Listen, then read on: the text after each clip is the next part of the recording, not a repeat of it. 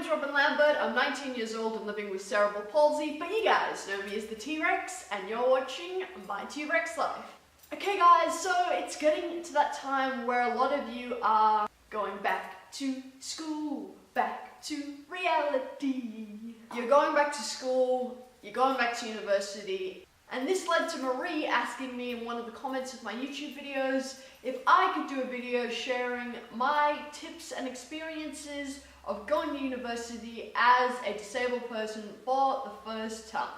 Now this brings me to my first point. Thanks so much Marie for this request. I hope this video is helpful and useful to you, but also guys, remember that I'm totally open to these requests, so if you guys have anything you want me to talk about, leave it in the comment section down below and I will try and make those videos happen. Secondly, for those of you that don't know, I did in fact go to university for a semester or so, studying media and mass communications before deferring to focus on my athletics. So these tips come from personal experience. So let's get into it. This is my top 5 tips for disabled freshmen going to university for the first time. Number 1 is to know your campus.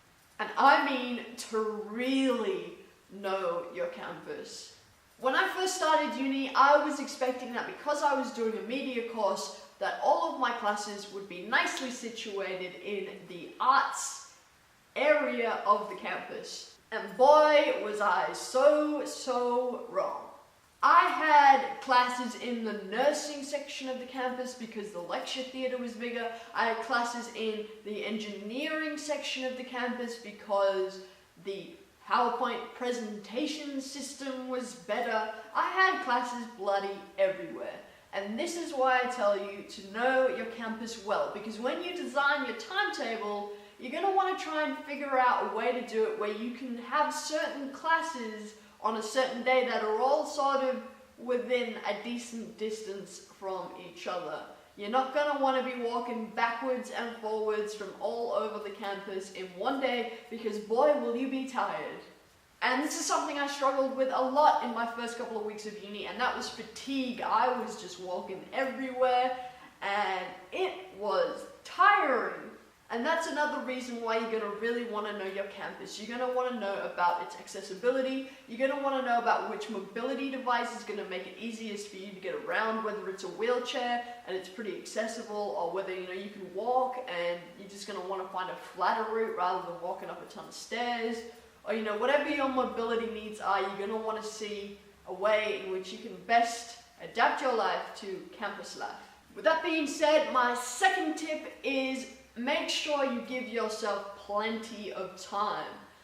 This is because in your first couple of weeks of uni, you're going to be getting lost. You're not going to know where your classrooms are, so it's good for anyone, disabled or not, to give themselves plenty of time in between those classes in their first term to make sure that they know where they're going and they have the time to get there. But also, you're going to want to give yourself time in between every class or every couple of classes to just recover a little bit. Like I said, I had some pretty strong fatigue in my first couple of weeks of uni, and it's just because I was walking so much, I was doing so much work, everything was so exciting, and I just needed that time in between classes to recover a little bit, to have some food, and to just chill out for a mo before refocusing and moving on to my next class. My third tip is probably the most important tip, and that is to get your accommodations done early. There is often a cutoff date for these things where it makes it a lot harder to get them done afterwards because you have to provide extra forms and go to see certain doctors and people, and it's just bleh.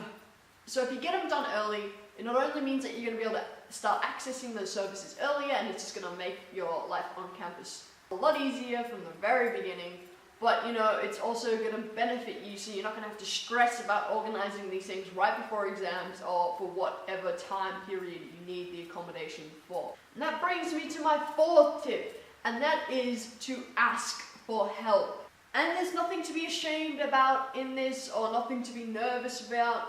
Literally, if there's accommodations there that might even help you by just the tiniest little bit, take them. Because at the end of the day, if the easier university is for you, the harder you're going to be able to work and the better your grades are going to be at the end of it. And I don't just mean like, getting extra time for exams, or, getting things printed larger if you need it, or, getting interpreters and that kind of thing. All of that is very important, obviously, and like I said, needs to be done earlier, but there's also student mentors who have done your course before. There's also counselors, there's also, heads of departments and things like that are going to be more than willing to help you if you are struggling with something. And like I said, you're just going to want to make your time on campus as easy as possible. So if you are struggling, ask for help, and there's no big deal around this really. There was a few things that I should have sorted out a lot earlier and I was a bit nervous about approaching people for, and honestly it was nothing and I should have just done it straight away. And that's what those people are there for, so use them. And my final tip number 5, is to get involved with advocacy groups on campus. Now, trust me, I know university is a hectic time and you might not think you have time for all of these extracurricular activities and things like that, but a big part of university life is about the social aspect, and it's about getting involved in things as much as it is about university. And the more you can kind of immerse yourself in that life, the more you're going to get out of the university experience. Now, there's groups for the LGBT community, there's groups for, people of color or different races and ethnicities, and there's, going to be groups for people with disabilities that are all about advocating for the best university experience for people with disabilities and throwing events for people with disabilities and just making sure that they're getting everything that they need. Now, it's not only going to be beneficial for you to get involved with these groups so you can learn the tips and the tricks of getting the most out of university life as a disabled person, but you're also going to make friends and you're also hopefully going to have fun.